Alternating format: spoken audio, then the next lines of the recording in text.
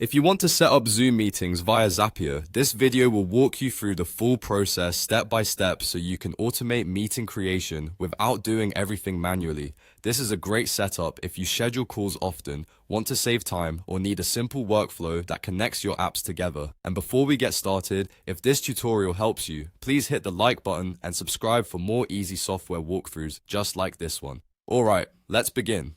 First, go to Zapier in your browser and sign into your account. Once you're on the Zapier dashboard, look for the Create option and click it. This is where Zapier lets you build new automations, also called Zaps. After that, select Zap Workflows. That is the area where you'll create a brand new automation from scratch.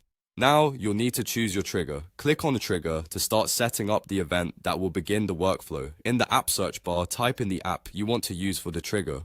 In this example, you can search for something like Google Sheets, but you can choose any app that fits your setup. Once you select the app, choose the event that should kick off the automation. Again, pick the option that matches your needs, then log into your account when Zapier asks you to connect it. This connection is necessary so Zapier can read the trigger event and use it to start the workflow.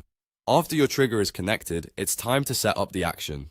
Click on Action to add what you want Zapier to do next. In the app search field, type Zoom and select it from the results. Once Zoom is selected, click on Choose an Event and pick Create Meeting. This tells Zapier that the action should generate a new Zoom meeting whenever the trigger happens.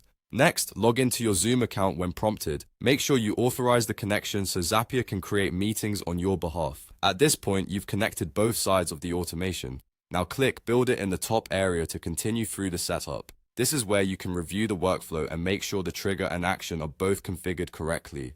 When everything looks good, click Test Run to make sure the automation works as expected.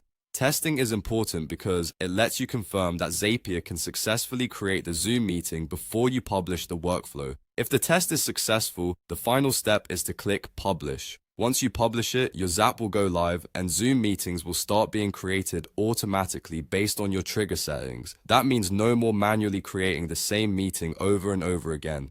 You just set it up once and Zapier handles the rest. And that's it. You now know how to set up Zoom meetings via Zapier. If this video helped you, don't forget to like, subscribe, and leave a comment if you want more automation tutorials.